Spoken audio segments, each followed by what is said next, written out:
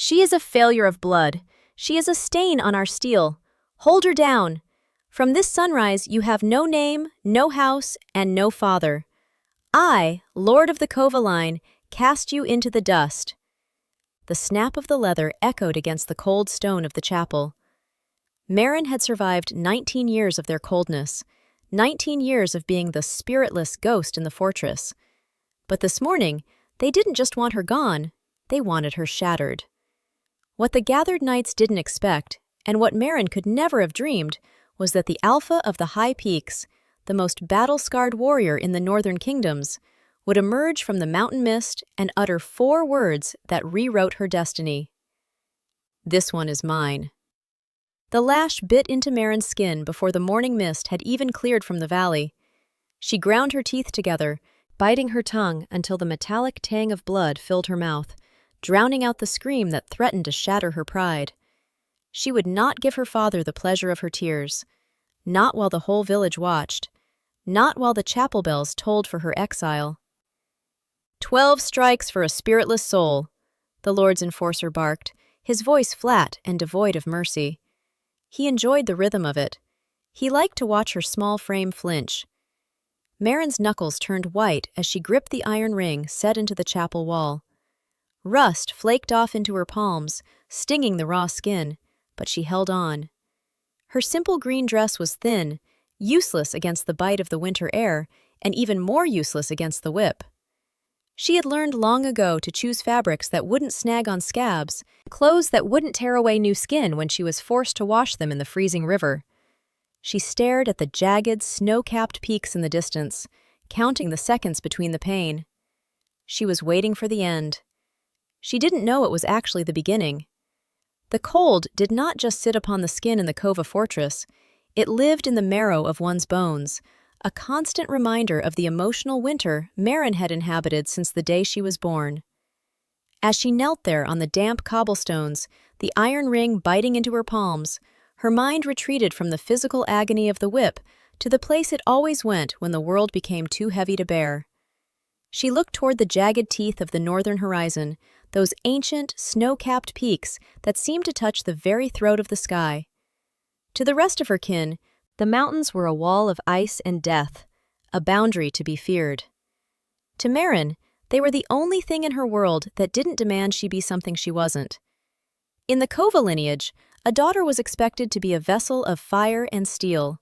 Her father, Lord Kova, sat upon a throne carved from the oak of trees that had survived 1,000 storms, and he expected his children to be just as unyielding. Her brothers were giants of men, their spirits manifesting in a raw, kinetic energy that made the air hum when they entered a room. But Maren had been born quiet. She had been born spiritless. In a culture where the soul was meant to roar like a mountain lion or soar like a hawk, Maren's inner self was a silent pool of water, undisturbed and, to her father's eyes, utterly empty. The history of her disgrace was not written in books, but in the long, tapering shadows of the fortress hallways. She remembered being 6 years old, standing in the great hall during the Rite of Awakening.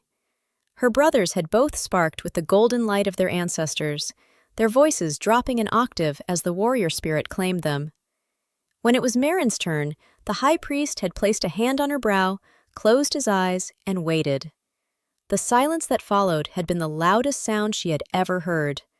There was no glow, no sudden surge of ancient strength, only the cold draft whistling through the rafters and the sound of her father's wine goblet hitting the floor as he stood and walked out without a word. From that day forward, she was a ghost. She was the hollow Kova, the girl who ate at the far end of the table and wore the cast-off linens of the kitchen maids. She was treated as a servant, not out of necessity, but out of a cruel sort of irony. If she could not lead as a noble, she would serve as a peasant. She spent her days scrubbing the soot from the hearths and carrying heavy pails of water from the well until her knuckles were permanently swollen and red. It was a slow, systematic erosion of her identity, designed to make her small enough to disappear. The enforcer's whip cracked again, a sharp, wet sound that pulled her back to the present. 3. The pain was a blooming flower of heat across her shoulders, but Maren focused her eyes on the distant peaks. She wondered if the people who lived up there, in the high-altitude territories, were as cold as the ice they walked upon.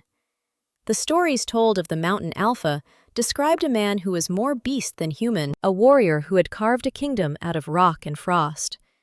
They called him the Alpha of Iron, a man who didn't care for the soft politics of the valleys or the spirit of the lowlanders.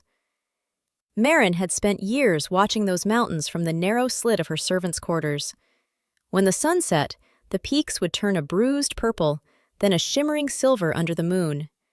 She used to imagine that if she could just reach the foothills, the silence inside her wouldn't feel like a vacuum or a failure. It would just be peace. In the mountains, the wind didn't ask you why you couldn't manifest a warrior's soul. It just blew. The stone didn't look at you with disappointment. It simply endured. She felt a strange, inexplicable kinship with the granite. She was a thing that endured, a thing that stayed still while the world beat against it. "Look at me when I speak to you, girl," her father's voice rang out, cutting through the morning mist. He stepped closer, his heavy, fur-lined boots crunching on the grit. He looked at her, not with the hatred one might reserve for an enemy, but with the weary disgust one might feel for a diseased animal. 19 years I have waited for a spark. 19 years I have fed a mouth that offers nothing to this house. You are a drain on our resources and a blight on our reputation. Do you have anything to say for yourself before the final ties are severed?" Maren lifted her head slowly. Her braided brown hair was coming loose, a few strands sticking to her damp forehead. She looked at the man who had given her life, but never a home. She saw the lines of age on his face, the pride that had turned into a poison. She thought of the 12 lashes he had ordered, a symbolic number meant to represent the 12 ancestors she had failed by being born hollow. "I have nothing to say, Father," she whispered, her voice raspy but steady. "Because you have never listened." The Lord's eyes flashed with a momentary spark of rage, but it was quickly replaced by a terrifying, cold finality. He signaled to the enforcer. "Continue. When the 12th strike falls, she is to be stripped of the Kova name and marched to the northern gate. If she is found on our lands by nightfall, she is to be hunted as a trespasser." The 4th strike landed, and this time Maren's vision blurred. The spiritless girl felt a strange sensation, not of a wolf or a hawk, but a deep, tectonic shifting in her chest. It wasn't the fire her brothers possessed. It was something heavier, something older. It felt like the weight of the mountains themselves. She felt a sudden, desperate urge to run toward the horizon, to throw herself into the snow and let it swallow her whole. Anything was better than this slow death by 1,000 humiliations. She closed her eyes and counted the heartbeats, just as she had been taught by the old woman who used to work the kitchens before she passed away. 1, 2, 3. The intervals were getting longer. The enforcer was enjoying his work, drawing out the tension, letting the cold air hit the fresh wounds before striking again. Maren's fingers curled tighter around the iron ring, her forehead leaning against the cold stone of the post. She felt the vibrations of the earth, the distant thrum of horses, and the heavy, rhythmic tread of something massive approaching. She didn't know that her secret longing for the mountains was not a fantasy, but a tether. She didn't know that the silence inside her wasn't emptiness, but a vast, open space waiting to be filled by a roar that would shake the very foundations of the fortress. As the 5th lash rose into the air, a shadow began to stretch across the square, long and terrifyingly broad. It wasn't the shadow of a cloud or a tower, it was the shadow of a predator that had finally found what it was looking for. Maren kept her eyes shut, bracing for the next bloom of pain, unaware that for the first time in 19 years, she was no longer alone in her suffering. The spiritless daughter of Kova was about to find out that some spirits don't live in the blood. They live in the stars, and they come for their own when the night is at its darkest. The 6th lash did not land. Maren had braced her feet against the uneven cobblestones, her neck muscles corded as she prepared for the familiar, white-hot bite of leather on raw skin. But instead of the whistling snap of the whip, there was only a sudden, suffocating silence. It was a silence so heavy it seemed to dampen the morning birdsong and still the rustle of the surrounding pines. Maren didn't dare move at first. She remained hunched over the wooden post, her breath hitching in her chest, waiting for the trick. Her father's enforcers often paused like this, letting the cold air irritate the open wounds, just to see if she would break and beg for the end. But the air did not grow colder. It grew thicker, charged with a strange electric tension that made the hair on her arms stand up. Slowly, painfully, Maren lifted her head. The handful of early risers who had gathered to watch her shaming were no longer looking at her. Their eyes were fixed on the narrow stone archway that served as the fortress's northern entrance. The enforcer, a man who took pride in his casual cruelty, stood with his arm frozen in midair, the whip trailing in the dirt like a dead snake. His face, usually a mask of bored malice, had gone the color of curdled milk. Through the mist that clung to the valley floor, a figure emerged. He did not walk so much as he reclaimed the space around him. He was a giant of a man, clad in layers of battle-worn leather and glinting chainmail that seemed to absorb the meager morning light. Over his broad shoulders lay a heavy cloak of thick, dark fur, not the decorative pelts worn by the southern lords, but the rugged, scarred hide of a beast that had clearly been taken in a struggle. As he moved, the rhythmic clank of his armor provided a heartbeat for the square, steady and relentless. Behind him, a second figure followed. A knight encased entirely in blackened steel, his visor down, a rigid and watchful sentinel whose presence suggested that this was not a social call, but an incursion. Maren's heart hammered against her ribs, a frantic bird in a cage. This was the Mountain Alpha. Even from a distance, the sheer weight of his presence was undeniable. He didn't have the flashy, arrogant aura of her brothers. He had the stillness of a landslide waiting to happen.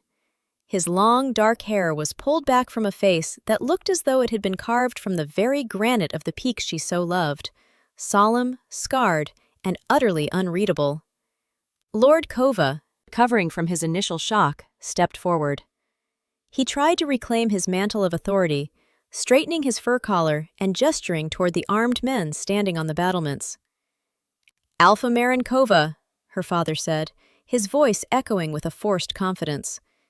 "We did not expect the high peaks to descend to the lowlands without a herald. You find us in the middle of a private matter of discipline. Had we known of your arrival, we would have prepared a proper welcome in the Great Hall." The Mountain Alpha did not stop. He did not look at the Lord, and he certainly did not look at the knights who were now nervously clutching the hilts of their swords. His silver eyes were locked on the girl bound to the post. Maren felt a jolt of pure electricity run through her as his gaze met hers. It wasn't a look of pity. She had seen plenty of that from the few servants who dared to be kind. It was a look of recognition. It was as if he were seeing something in her that she had spent 19 years trying to hide from herself. "A private matter?" The Alpha's voice finally broke the silence. It was a low growl that seemed to vibrate in the very stones beneath Maren's knees. He stopped 3 paces from the enforcer, who scrambled backward, dropping the whip entirely. "I see a lord of the valley using a whip on a girl who has no spirit to defend herself. I see a pack that prides itself on strength picking at the bones of its own child." "She is my daughter," Lord Kova snapped, his pride finally overriding his caution. "And she is spiritless, a hollow vessel. By the laws of the Thornwood line, I am within my rights to cast her out." "She is nothing to you, Alpha. She is a nameless exile now." The Mountain Alpha turned his head then, just enough to acknowledge Maren's father. The look was so predatory, so ancient in its intensity, that the Lord actually took a half-step back. "Names are given by those who understand the value of the soul," the Alpha said quietly. "You have clearly forgotten how to weigh such things." He turned back to Maren. The armored knight behind him moved into a flanking position, his hand resting on the pommel of a massive broadsword, ensuring that no one from the Kova Guard dared to interfere. The shift in the political winds was palpable. For centuries, the high peaks and the Thornwood Valley had existed in a state of cold neutrality, but in a single moment, the Mountain Alpha had shattered that peace for the sake of a girl they considered trash. The Alpha knelt. It was a movement of surprising grace for a man of his size. The hem of his fur cloak swept over the grime and the blood on the cobblestones, shielding Maren from the wind. He reached out, his large, calloused hands moving with a gentleness that seemed impossible for a warrior of his reputation. He didn't reach for the ropes that bound her. Instead, he took her hands in his. His skin was burning hot, a stark contrast to the freezing chill of the iron rings she had been gripping. Maren felt a sob catch in her throat. She leaned her forehead against his hands, her braided hair falling over her face, shielding her from the prying, judgmental eyes of her pack. For the first time in her life, the silence inside her didn't feel like a void. It felt like a held breath. "Look at me," he whispered. Maren lifted her head, her brown eyes swimming with tears she refused to let fall. She saw the lines of experience around his eyes, the solemnity of a man who carried the weight of an entire mountain range on his back. In that moment, she realized he wasn't here for a political alliance or a trade agreement. He had come for her. "They say you are hollow," he said, his voice for her alone, though it carried through the silent square like thunder. "They say you have no spirit because you do not roar as they do. But I have watched you from the heights, Maren Kova. I have seen the way you endure the things that would break their strongest men. Silence is not emptiness. It is the strength of the stone." Behind them, her father began to protest, calling for his guard, but the armored knight shifted, a warning in the screech of his metal joints. The mountain alpha ignored the chaos beginning to boil around them. He leaned closer, his forehead almost touching hers. "I am taking you with me," he said. It wasn't a question, it was a decree. "You will not be a servant. You will not be a ghost. In the high peaks, we do not whip our daughters, we crown them." Maren looked at the distant mountains, their peaks now blushing gold with the rising sun. For 19 years, she had been the spiritless disgrace of the valley. But as the mountain alpha stood, pulling her up with him as if she weighed nothing at all, she felt the first stirrings of a power she didn't understand. The shadows of the fortress were retreating, and for the first time, she wasn't afraid of the dark. She was the dark, and she was going home. Before the mountain, Alpha's arrival had rewritten the laws of her world. Maren had lived through the final, agonizing hours that led to her execution. To understand the weight of the Alpha's protection, one had to understand the depth of the trap her family had set for her. A trap constructed of lies and the heavy, suffocating silence she had maintained for 19 years.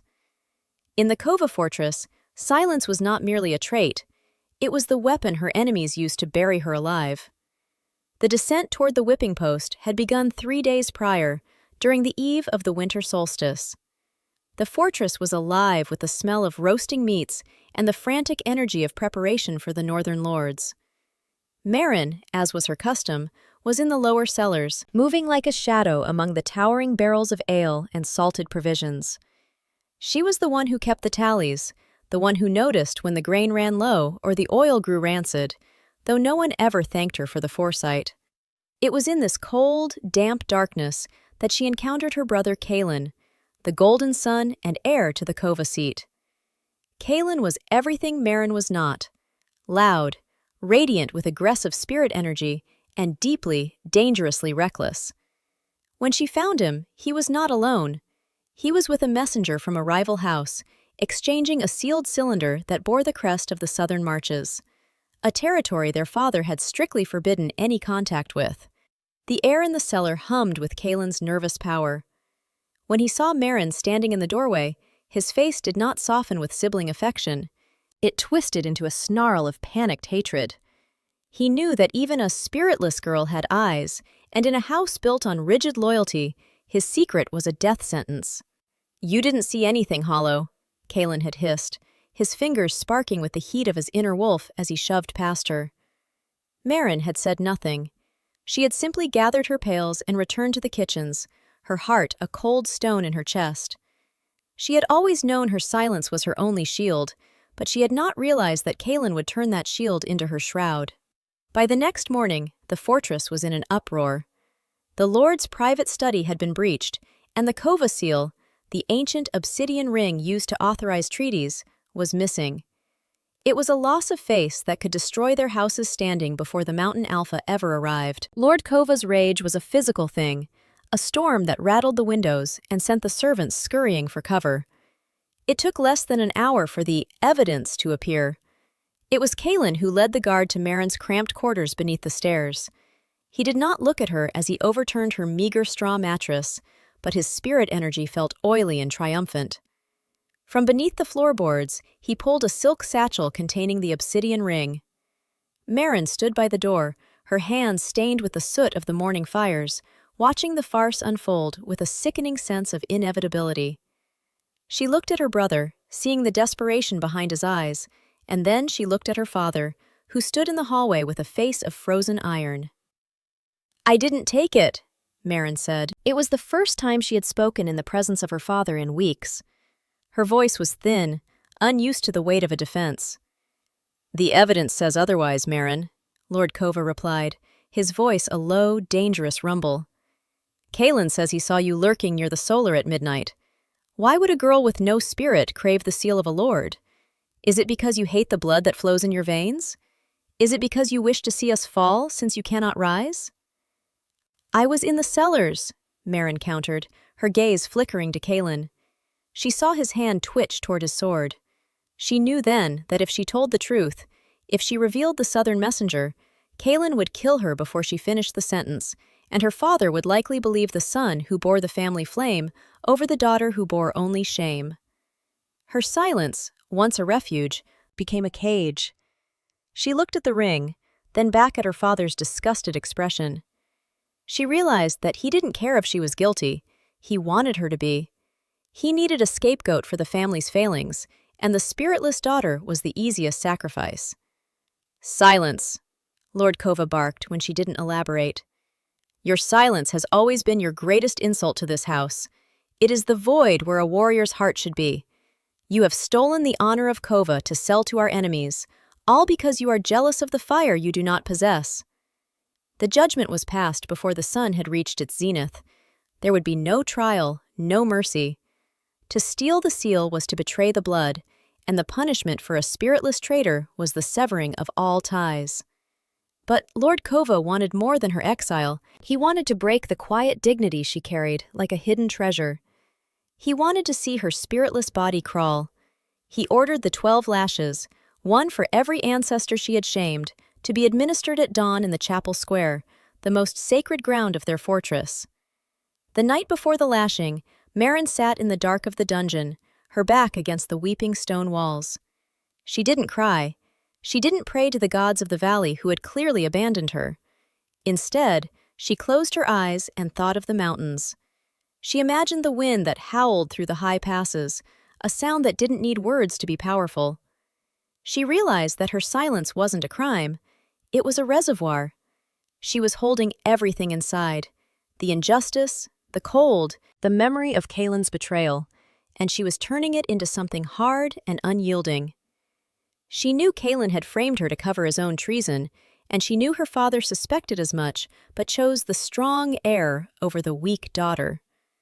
The price of her silence was her blood, her name, and her place in the world. As she sat there, she made a silent vow to the distant peaks. If she survived the morning, she would never speak for their benefit again. She would keep her truth locked away until it became a mountain of its own. When the guards came for her at dawn, dragging her toward the square where the enforcer waited with the whip, Maren felt a strange sense of detachment. The betrayal was complete. Her own blood had conspired to break her completely, using her lack of a spirit as the ultimate justification for their cruelty. They saw a girl with no wolf, no flame, and no voice. They saw a hollow thing that could be discarded. They did not see the tectonic plates of her soul shifting, preparing for a change that would dwarf their petty fortress. They did not know that the price of silence was about to be paid in full, and that the Mountain Alpha was already crossing the threshold, drawn by the very silence they sought to destroy. The 6th lash was suspended in the air, a lethal arc of leather frozen against the dawn. Maren had tightened her grip on the iron ring until the metal bit into the raw meat of her palms, her eyes squeezed shut as she braced for the impact that would surely peel the spirit from her body. But the blow never came. Instead, the morning air, usually thin and sharp with the scent of wood smoke, was suddenly displaced by something heavier, something ancient. The square fell into a silence so profound that Maren could hear the frantic rhythm of her own blood drumming against her eardrums. Slowly, she pried her eyes open. The enforcer's arm was not held back by his own mercy. It was caught in a grip that looked as though it could crush granite. A man stood there, towering over the cowering executioner, his hand clamped around the man's wrist with terrifying ease. He was a colossus of fur and iron, his presence so massive that the light of the rising sun seemed to bend around his silhouette. Over his broad shoulders lay the heavy, salt-and-pepper hide of a mountain predator, and beneath it, the dull glint of chainmail whispered of 1,000 battles survived. This was the mountain alpha. Maren had seen him in her dreams of the high peaks, but the reality of him was a physical weight that pressed against her chest.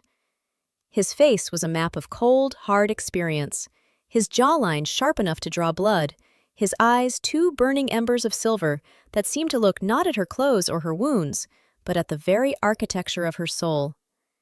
Behind him stood a fully armored knight, a sentinel of blackened steel, who remained as rigid and watchful as a gargoyle, his hand resting with casual lethality on the hilt of a broadsword. "You discard what is priceless," the Alpha's voice growled. It wasn't a loud sound, but it carried a resonance that made the cobblestones beneath Maren's knees vibrate. He didn't look at the enforcer as he spoke. He didn't even acknowledge the man's existence. He flung the enforcer's arm away with a flick of his wrist that sent the man sprawling into the dirt, the whip landing like a dead snake between them.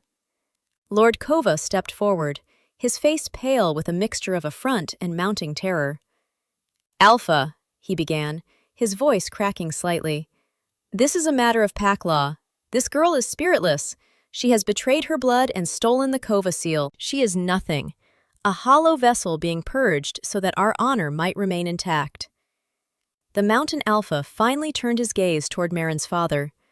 The look was one of such profound, icy contempt that the lord actually stumbled back a step. "You speak of honor," the alpha said, his voice dropping to a dangerous low frequency, "while you spill the blood of your own daughter on sacred ground. You call her hollow because she does not bark like your curs. You call her nothing because you are too blind to see the strength of the mountain in her silence." The alpha moved then, and the world seemed to shift with him.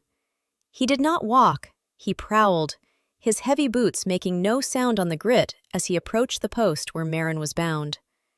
The gathered crowd, the knights of Thornwood, even her brother Kaelin, they all became background noise, blurred and insignificant.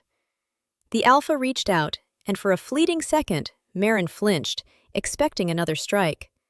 But his hands did not rise to hit. He knelt in the grime of the square, his massive fur cloak sweeping over her knees, creating a private sanctuary of warmth and the scent of cedar and steel. He didn't reach for the ropes first. Instead, he reached for her hands. His palms were vast and calloused, heat radiating from them like a hearth fire in the dead of winter. When his skin touched hers, a shockwave of sensation ripped through Maren's body. It wasn't the searing fire of her brother's spirits. It was a deep, grounding hum. It felt like the foundations of the earth finally settling into place.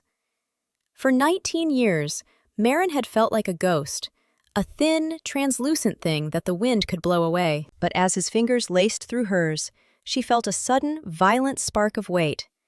It was the spark of wholeness.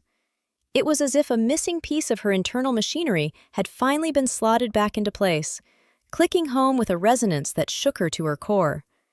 The hollowness that had been her prison for a lifetime didn't feel empty anymore. It felt like a reservoir that had finally found its source. "Look at me, Maren Kova," he whispered. She lifted her head, her gaze meeting those silver eyes. In them, she didn't see the disappointment of a father or the jealousy of a brother. She saw a reflection of herself that she didn't recognize. A woman of iron, a woman who had endured the whip without breaking. A woman who was, in his eyes, an equal. "I am the Alpha of the High Peaks," he announced, his voice rising to fill every corner of the square, echoing off the chapel walls until it sounded like the mountains themselves were speaking. "And I claim this woman. From this breath, she is no longer of the thornwood. She is under my shadow, protected by my steel, and bound to my soul." "You cannot!" Lord Kova cried, desperation making him bold. "She is a criminal. She is being exiled." The Alpha stood, pulling Maren up with him. He didn't just help her to her feet, he hoisted her into a reality where she was no longer a victim. He kept one hand firmly wrapped around hers, the contact providing a steady stream of that strange, grounding energy. He looked at the Lord, his expression one of absolute, unmovable sovereignty. "Then I thank you for your trash, Lord Kova," the Alpha said, his words dripping with a sarcasm that cut deeper than any blade. "For you have just handed me the most powerful spirit in this valley, though you were too small a man to ever deserve her. Touch her again, and you will find that the mountains do not just endure, they crush." He turned Maren away from the post, away from the blood, and away from the family that had sought to destroy her. As they walked toward the northern gate, the armored knight fell in behind them like a wall of iron. Maren's legs were shaky, her back was a map of fire, and she was leaving behind everything she had ever known. But as she leaned her forehead against the Alpha's arm for a split second, feeling the steady thrum of his heartbeat against her skin, she realized the truth. She wasn't an exile being driven into the cold, she was a queen being escorted to her throne. The spiritless girl was gone. In her place was something new, something forged in the heat of the lash and cooled in the shadow of the warrior. For the first time in her life, Maren Kova didn't just feel alive, she felt whole.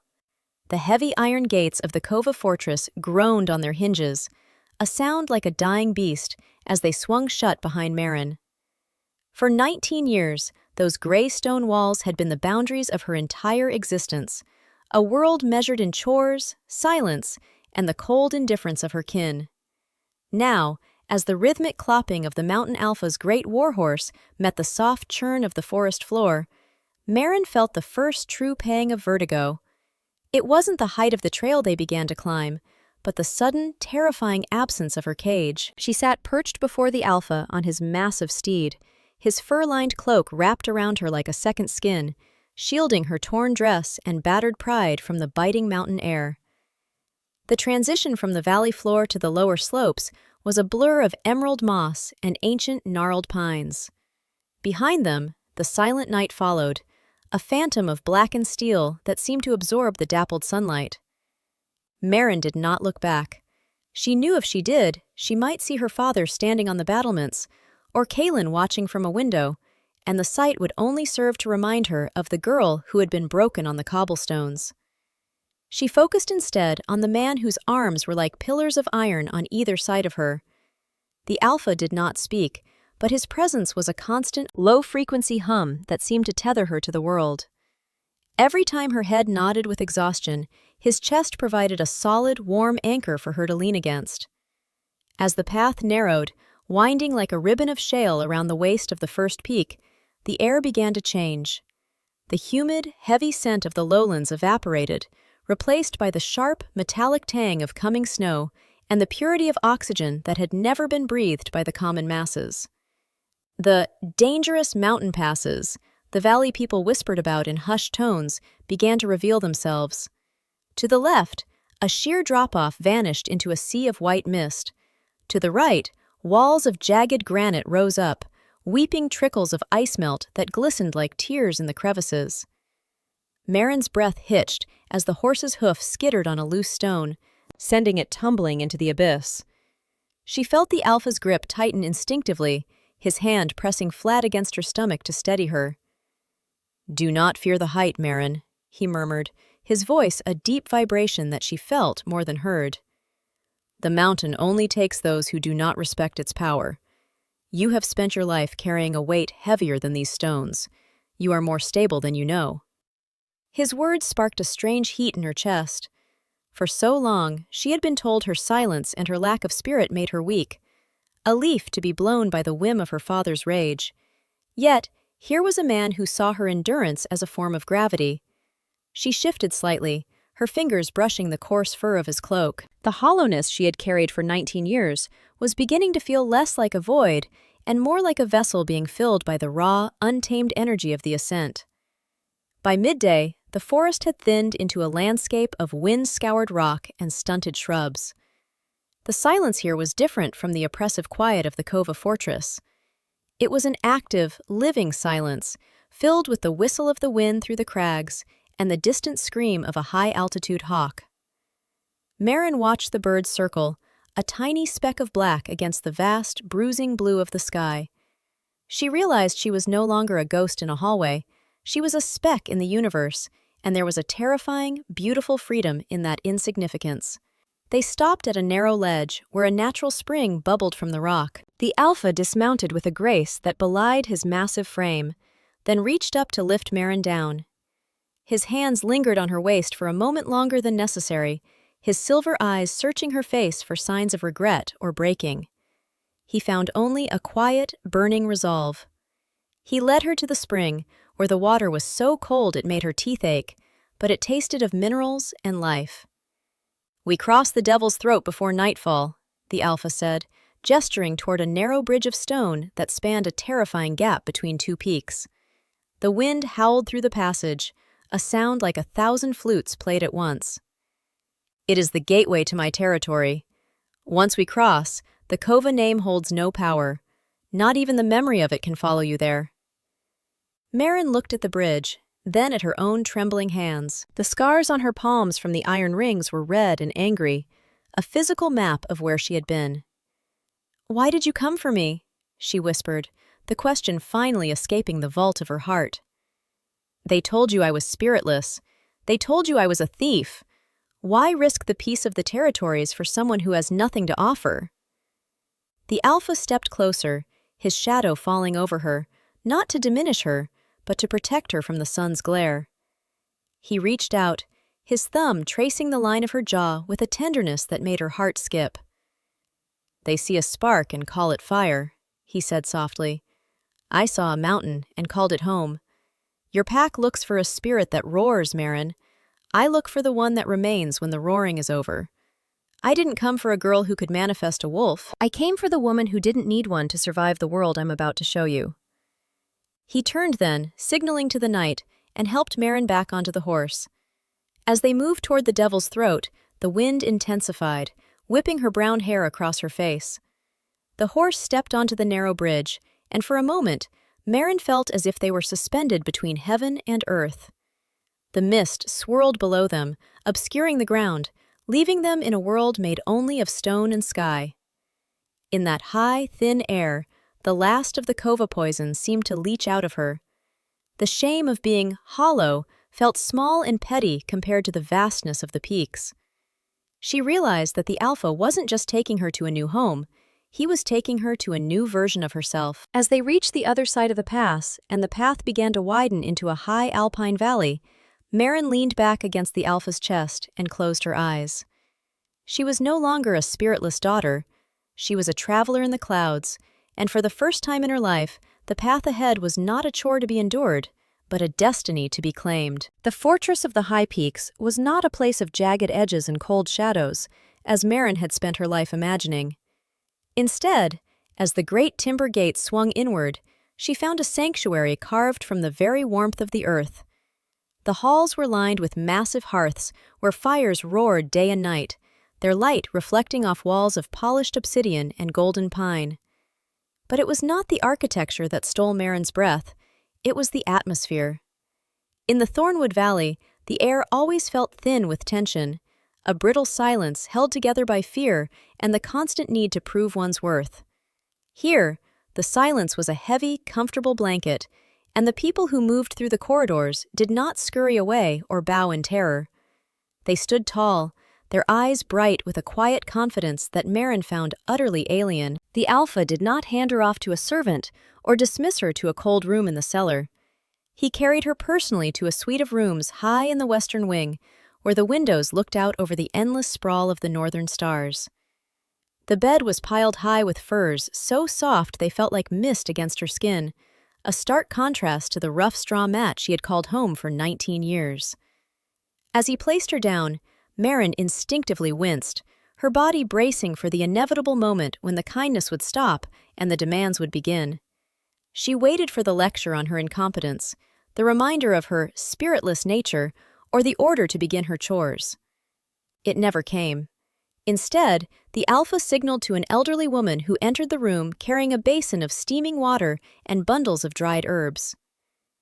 "This is Alara," the alpha said, his voice losing none of its gravity, but gaining a softness that made Maren's chest ache. "She is the primary healer of this house. She will tend to your back. You will not be asked to work, Maren. You will not be asked to explain yourself. Your only duty in this fortress is to heal." Maren watched him leave, her fingers clutching the edge of a silk-lined blanket. She felt like an intruder in a dream. As Alara approached, Maren automatically reached for the ties of her dress, her movements mechanical and hurried, desperate to get the shame of her wounds over with before she was scolded for the mess. But Alara's hands were remarkably steady as she stopped Maren's trembling fingers. "Softly, child," the healer whispered, her eyes crinkling with a compassion that Maren found more painful than the whip. "There is no clock here. No one is waiting to punish you for taking a breath." As the healer began to cleanse the raw furrows on Maren's back, the young woman waited for the familiar sting of judgment. In Thornwood, her injuries were seen as a mark of her failure, a physical manifestation of her inability to be enough. But Alara handled the wounds as if they were sacred relics. She used a balm that smelled of lavender and crushed marrow, and as the coolness hit her feverish skin, Maren felt the first real sob break through the iron wall she had built around her heart. It wasn't just the physical relief, it was the realization that she was being treated with reverence. For the first time, her body was not a tool to be used or a vessel to be broken. It was a person to be cared for. Days began to bleed into one another, marked only by the shifting light on the mountain peaks and the regular visits from the alpha. He would sit in the high-backed chair by the fire, sometimes reading from ancient scrolls, other times simply sitting in a companionable silence that asked nothing of her. He didn't try to force her to speak, nor did he look for the spark of a warrior spirit. He treated her as if she were already whole, a concept that felt like learning a foreign language. The unlearning of her trauma was a slow, agonizing process. One afternoon, Maren accidentally knocked a porcelain pitcher of water from the bedside table. The sound of it shattering on the stone floor sent her spiraling back to the Kova kitchens. She was off the bed in an instant, dropping to her knees, her breath coming in panicked gasps as she tried to gather the shards with her bare hands. "I'm sorry," she whispered, her voice a frantic, broken thing. "I'll clean it. Don't call the Lord, please, I'll fix it." She didn't hear the alpha enter the room. She only felt the sudden, grounding heat of his presence. He didn't shout. He didn't demand to know why she was so clumsy. He simply knelt in the mess beside her and took her hands, gently prying the sharp shards from her bleeding fingers. "Maren," he said, his silver eyes locking onto hers with such intensity that the panic began to recede. "It is a jug. Water on stone. It means nothing." I wasted it," she stammered, her eyes darting to the door, expecting an enforcer. "I'm spiritless and I'm useless. I can't even hold a vessel." The alpha's grip tightened, not to hurt, but to anchor. "You are not a vessel," he growled, the vibration of his voice calming the static in her mind. "You are the woman who survived the Valley of Wolves. If 1,000 jugs break, it does not change your worth. Look at me." He waited until her gaze settled. "There are no lashes here. There is no Lord Kova. There is only me, and I say that you are priceless." That night, Maren sat by the window, watching the moon rise over the iron peaks. She thought about the spirit her brothers possessed, the loud, hungry fire that demanded to be seen. Then she looked at the mountain itself, silent and unmoving beneath the weight of 1,000 winters. It didn't roar, but it didn't break either. She realized then that the alpha wasn't trying to find a wolf inside her. He was trying to show her that she already was the mountain. The reverence she was being shown wasn't a mistake or a trick. It was the natural response of his people to something they considered high and holy. As she drifted into a sleep that was, for the first time, free of nightmares, Maren felt a tiny, glowing coal of warmth ignite in the center of her chest. It wasn't the warrior fire of the Kova Line. It was something different, something ancient. The unlearning had begun, and in the quiet of the Alpha's fortress, the spiritless daughter was starting to believe that she was finally, truly, safe. The corridors of the Iron Peak Fortress were often patrolled by the same silent sentinel who had followed the Alpha into the Thornwood Square, the knight in black and steel. To Maren, he had initially seemed like a statue brought to life, a rigid extension of the Alpha's will. But as her strength returned, she began to notice the small ways the knight watched over her. He was always there, a shadow in the periphery of the Great Hall, or a quiet presence outside the library doors, never speaking, but always vigilant. He was a constant reminder that she was no longer the girl who had to sleep with one eye open in a house that hated her. One evening, as the sun dipped below the jagged horizon, painting the snow-capped peaks in shades of bruised gold and deep violet, Maren found herself in the gallery overlooking the training grounds.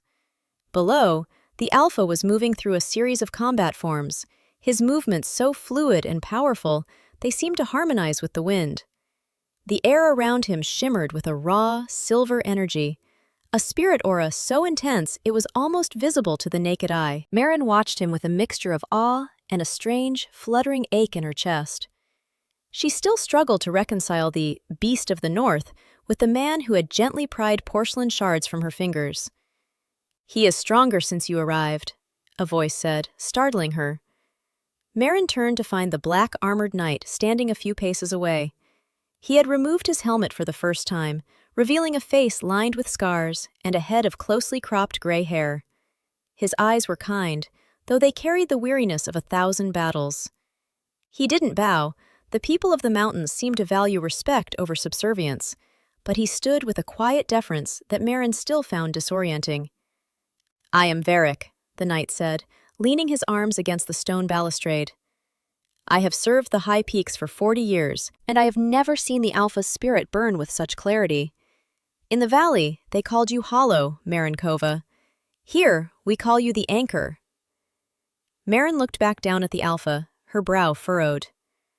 "I don't understand. I have no spirit. I couldn't even manifest a spark to please my father. How could I make him stronger?" Varric let out a soft, dry chuckle that sounded like grinding stones. "The lowlanders understand fire, but they do not understand the hearth. They think power is a roar. They do not realize that even the greatest predator needs a place to return to, a soul that matches the frequency of his own. You are not a hollow vessel, child. You are his fated mate. In our lore, the Alpha of the Iron Peaks is a storm, but a storm without a center eventually destroys itself. You are the center." The words fated mate hit Maren with the force of a physical blow. In the Thornwood Pack, such things were spoken of as ancient myths or convenient political arrangements. To think that her existence was tied to the Alphas in such a fundamental way felt overwhelming. It explained the strange, grounding heat she felt whenever he touched her, and the way the hollowness in her chest seemed to resonate with his very heartbeat. "The legend of the Mountain Alpha's strength isn't just about his prowess in battle," Varric continued, his gaze fixed on the man below. "It is about the Silver Line, a lineage that is only complete when the Alpha finds the soul that mirrors his. For generations, we feared the line would end with him. He was too cold, too distant. The mountains were hardening him into ice. And then, he felt you. Long before we reached your father's gates, he felt the pull of a spirit that was being crushed under the weight of an unworthy pack." "He felt me?" Maren whispered, her fingers tracing the stone railing. "The soul knows its counterpart," Varric replied. "When he found you in that square, he didn't see a girl being punished. He saw the other half of his own power being desecrated. His strength is legendary because it is now anchored in you. When you are safe, he is unmovable. When you are whole, he is invincible. Your presence is the key that unlocked the final gate of his spirit." Maren watched as the Alpha finished his practice, his chest heaving as the silver aura slowly receded into his skin. He looked up then, as if sensing her gaze, and for a moment, the world narrowed down to just the two of them. The distance between the gallery and the courtyard seemed to vanish. She saw the raw, unfiltered hunger in his eyes, not a hunger of a predator for prey, but the desperate, ancient longing of a man who had finally found the air he needed to breathe. "In the valley, they tried to break you because they feared the silence in you," Varric said, his voice dropping to a somber tone. "They didn't realize that the silence was simply a vast, open space waiting for him. You weren't spiritless, Maren. You were just waiting for a spirit big enough to fill the void. Don't look at your past as a failure of blood. Look at it as a long winter that had to be endured before the spring could begin." Varric placed his helmet back on his head, the metal clicking into place with a finality that signaled the end of the conversation. He bowed his head slightly and melted back into the shadows of the corridor, leaving Maren alone with the wind and her thoughts. She stood there for a long time, watching the stars emerge one by one. The trauma of her upbringing, the whip, the cold, the rejection, didn't disappear, but it began to take on a different shape. It was no longer a cage, it was the foundation. She understood now why the Alpha's touch felt like a homecoming. She wasn't an exile who had been saved out of pity. She was a sovereign part of a greater whole. As the Alpha began to walk toward the fortress entrance, his gaze lingering on her until he disappeared into the stone archway, Maren felt the spark in her chest grow into a steady, warming flame. It wasn't the aggressive fire of the Kova Line, but it was something deeper, something tectonic. She was the anchor. She was the key to the legendary strength of the North. And for the first time, she didn't just want to survive. She wanted to see exactly how bright this new fire could burn.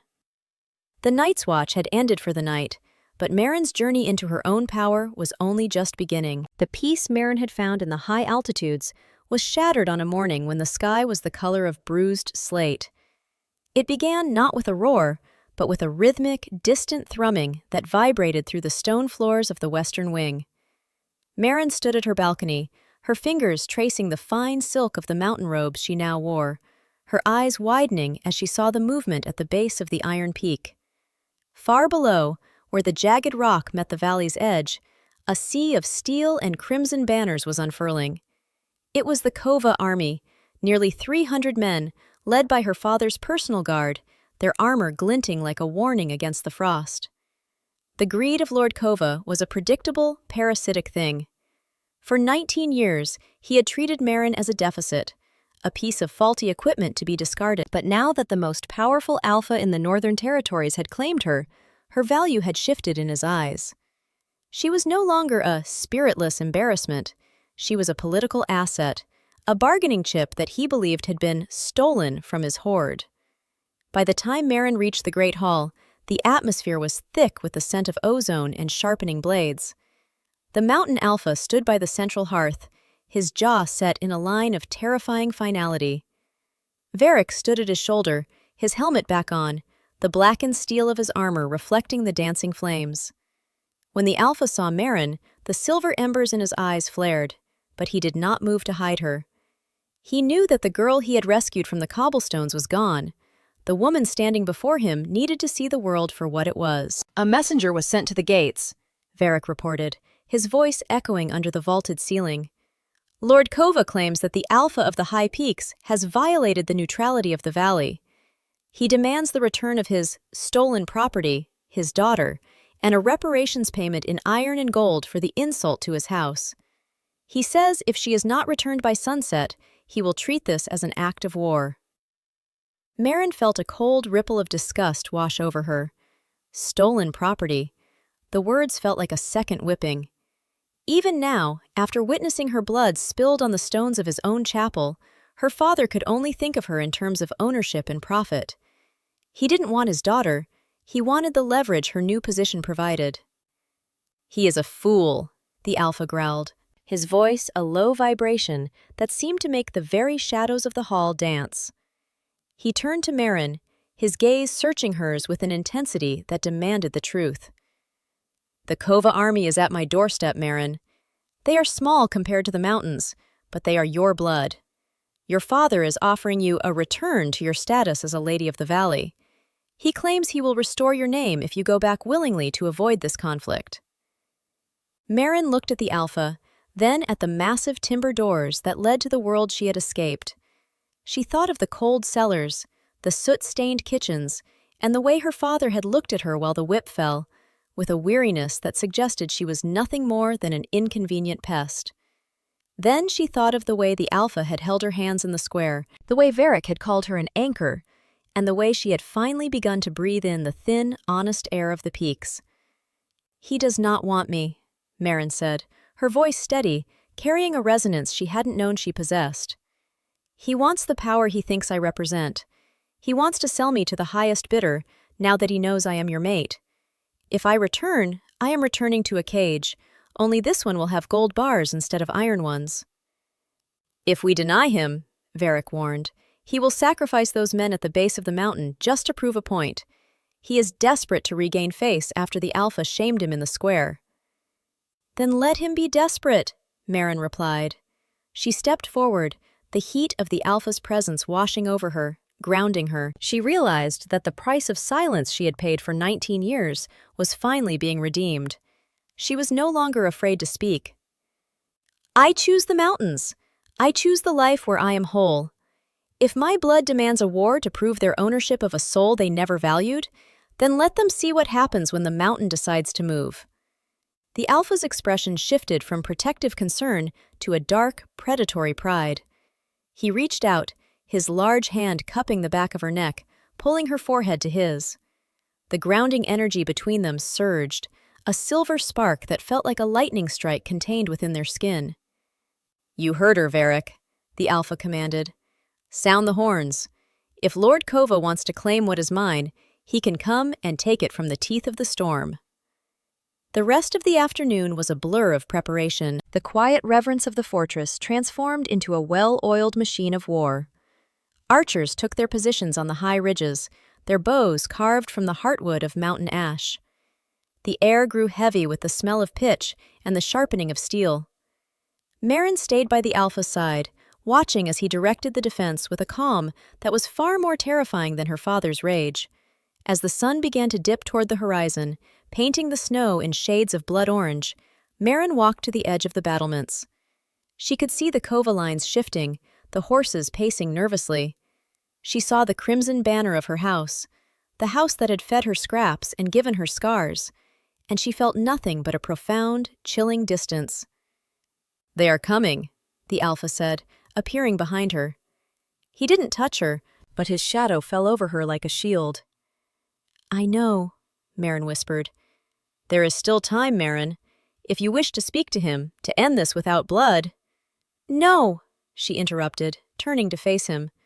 Her brown eyes were no longer swimming with the tears of a victim. They were as hard and clear as the ice in the crevices. "The girl who owed him her silence died on the cobblestones of Thornwood. I owe him nothing, not even my hatred. I am a woman of the Iron Peaks now." The Alpha nodded once, a gesture of absolute respect. He drew his massive broadsword, the steel singing as it caught the last of the light. Below, the first horn of the Kova army sounded, a shrill, greedy cry for a prize they would never hold. Maren stood tall, the wind whipping her hair, her spirit finally finding its footing in the chaos. The choice was made. The old blood was washed away by the new life, and as the first arrow arched into the sky, Maren Kova realized that she wasn't just being protected by the mountain, she was becoming the storm itself. The mountain did not just watch the battle, it seemed to hold its breath. Below the high ridges of the Iron Peak, the valley was a churning cauldron of steel and shouting. Lord Kova had not expected a siege, he had expected a negotiation. But the Mountain Alpha did not negotiate for what was already his. As the first wave of Thornwood soldiers began their ascent, the air grew thick with the scent of wet iron and scorched earth. Maren stood upon the lower battlements, her knuckles white as she gripped the stone railing. From this height, she could see her father. Lord Kova was mounted on a gray charger, his face contorted in a mask of desperate arrogance, waving his sword toward the heights. He looked small, a petty man trying to command the stars to descend. The Mountain Alpha was a blur of silver light in the center of the fray. Every time his blade fell, a shockwave of spirit energy rippled through the air, throwing back the valley soldiers like autumn leaves. But Maren's heart seized as she realized the strategy her father was employing. He was not trying to win a fair fight. He was using his men as a living carpet, a distraction to allow a specialized unit of Kova fire callers to flank the Alpha. Her brothers were among them, their aggressive, golden spirits flaring with a hungry heat as they prepared to unleash a coordinated strike against the Alpha's back. "He doesn't see them," Maren whispered, her voice lost to the wind. Varric was gone, leading the countercharge on the eastern slope, leaving Maren alone with her fear. The fear was a familiar cold, a shadow that had lived in her chest for 19 years. It told her she was useless. It told her she was a spectator in her own life. She watched as her father pointed his blade directly at her, his lips moving in a silent curse. He wanted her dead if he could not have her back. If she was the anchor to the Alpha's strength, then her father intended to pull that anchor up and cast the Alpha into the abyss. As Kaylin and her other brothers raised their hands, the air around them began to shimmer with a volatile, golden light. They were channeling a massive strike, a spear of pure spirit energy aimed at the Alpha's exposed spine. Maren felt a scream building in her throat, not of pain, but of a desperate, primal need to intervene. She reached out her hands toward the valley, her fingers trembling. "Stop," she breathed. The golden spear left her brother's hands, a streak of fire cutting through the mist. Time seemed to slow to a crawl. Maren saw the Alpha turn, his eyes wide as he realized he was too late to parry the blow. In that moment of absolute terror, the fear of losing the only soul that had ever truly seen her, the hollowness inside Maren finally shattered. It did not break like glass, it broke like a dam. A sound erupted from Maren's chest that was not a scream, but a tectonic roar. It was a frequency so low and so powerful that the stones of the fortress vibrated in sympathy. The silver spark the Alpha had ignited in her weeks ago suddenly expanded, fueled by 19 years of suppressed endurance and silent strength. The spiritless daughter did not manifest a wolf or a hawk. She manifested the mountain itself. A wall of shimmering, translucent obsidian light erupted from the battlements, sweeping down the slope with the speed of an avalanche. It hit the golden spear of her brother's energy and didn't just stop it, it absorbed it, turning the fire into cold, hard crystal. The barrier continued to expand, a massive dome of protective energy that settled over the Alpha and his men. It was a shield made of the very silence Maren had cultivated to survive. It was unyielding, ancient, and absolute. Below, the battlefield fell into a stunned silence. The Kova soldiers struck the barrier with their swords, only to have the vibrations shatter the steel in their hands. The fire callers stumbled back, their golden spirits flickering and dying in the presence of a power so much vaster than their own. Maren stood at the center of the light, her green dress whipping in the wind, her braided hair coming loose to fly like a banner of war. She felt the weight of the peaks flowing through her veins. Her vision was no longer limited to the square. She could feel the heartbeat of every warrior on the field, the pulse of the stone beneath her feet, and the frantic, shallow breathing of her father. She fixed her gaze on Lord Kova. The distance was half a mile, yet her voice carried as if she were standing right beside his ear. "You called me hollow," she said, and the mountain echoed her words in 1,000 voices. "You called me a failure of blood, but you were the one who was empty, Father. You were so busy looking for a spark that you didn't notice you were standing on a volcano." Lord Kova's horse reared, throwing him into the dirt. He scrambled to his feet, his face pale with a terror that went beyond physical threat. He was seeing the truth of what he had discarded. He was seeing that the spiritless girl was the sovereign of the very heights he feared. The Alpha stood within the protection of her shield, his sword lowered, his silver eyes fixed on Maren with a look of such profound, reverent awe that it eclipsed everything else. He didn't look like a savior anymore. He looked like a man who had finally seen his God. The grounding energy between them had become a bridge of light, and through it, Maren felt his strength triple, his spirit aura expanding until it touched the very clouds. With a final, decisive surge of will, Maren pushed the barrier outward. It didn't kill, it simply displaced. The Kova army was swept back, pushed physically off the slopes by a force as relentless as a glacier. They weren't being defeated by blades, they were being rejected by the land itself. Maren's legs finally gave way as the light began to recede, the massive expenditure of energy leaving her gasping for air. But she didn't fall to the cold stone. A pair of massive, fur-clad arms caught her before she could touch the ground. The Alpha had reached the battlements in a blur of motion, pulling her against his chest. "Maren," he whispered, his voice shaking with an emotion he had never shown. "My anchor, my queen." She leaned her head against his shoulder, her eyes closing as she felt the dormant power inside her settle into a deep, contented hum. The hollow Kova was dead. The spirit that had been too big for the valley had finally woken up in the only place large enough to hold it. Below, the remnants of her father's greed were retreating into the mist, but Maren didn't look. She didn't need to. The sun was breaking through the bruised clouds, and for the first time in her life, she wasn't just safe. She was the reason everyone else was. The morning that followed the battle did not break with the harsh, biting chill of the weeks prior. Instead, the sun rose over the iron peaks with a clarity that seemed to wash the world clean, turning the snow into a field of shimmering diamonds. The Kova army had retreated into the mists of the valley, leaving behind nothing but the silence of the high altitudes. A silence that no longer felt like a void to Maren, but like a throne. She stood on the highest balcony of the fortress, the wind tugging at the heavy, silver-trimmed furs that draped over her shoulders. Below her, the people of the mountains were emerging from the stone halls, their spirits bright and steady, moving with the purpose of a pack that had survived the storm and emerged stronger for it. Maren breathed in the thin, crystalline air, and for the first time in her life, it did not hurt.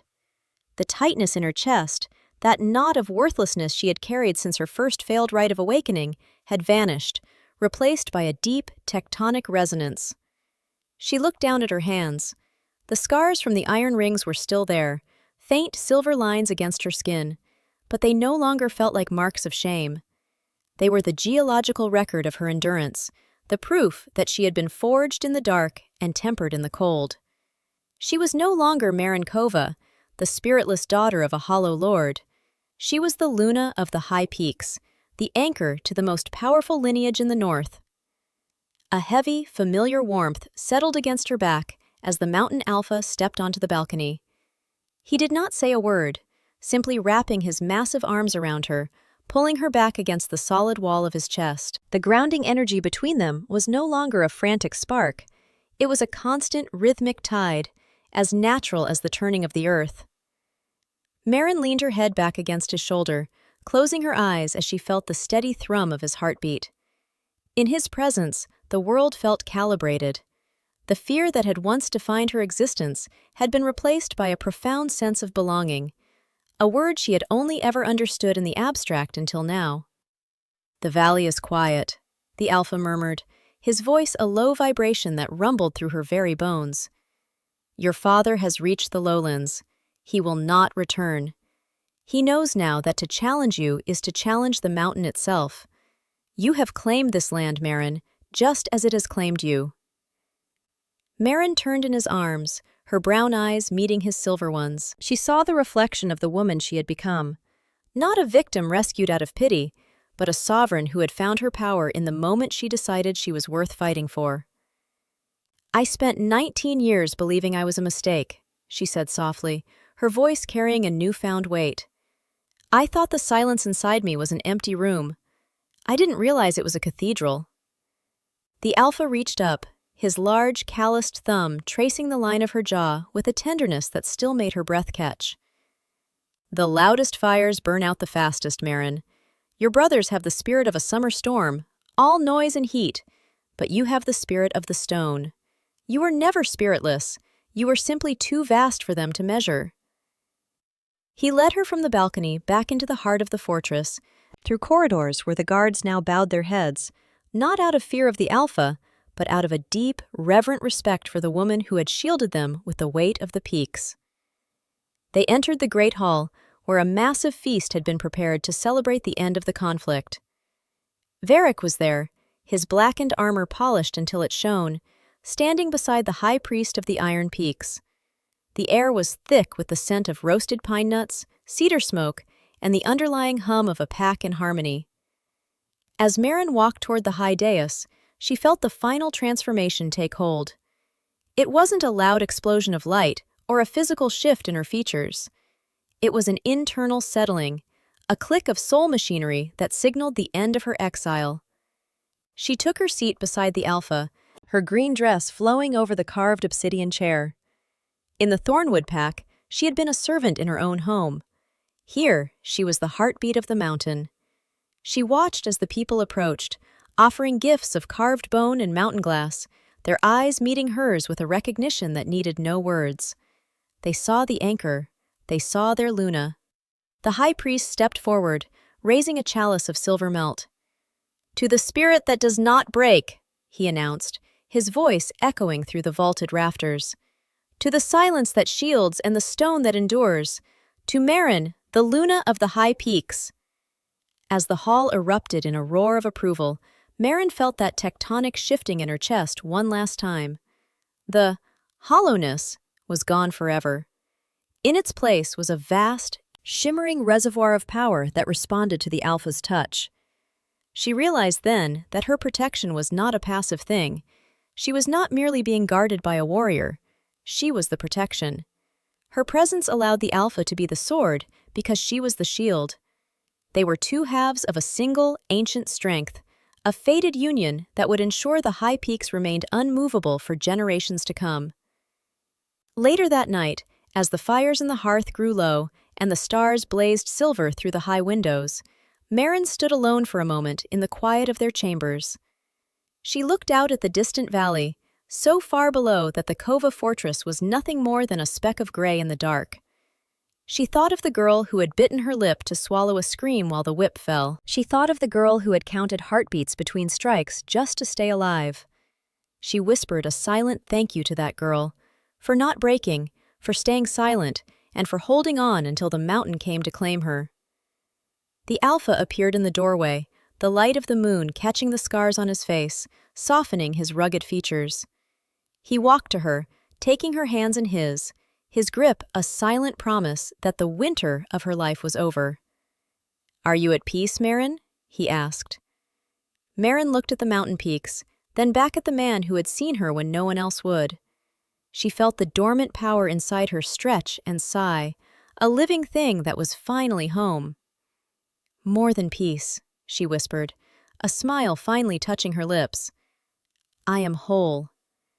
Above them, the moon blazed silver against the endless dark, a sentinel over the Iron Peaks. Somewhere deep in the crags, a wolf howled, a long, triumphant sound that was answered by the very wind. Maren closed her eyes, leaning into the Alpha's embrace, forever protected, forever claimed, and finally, undeniably, free.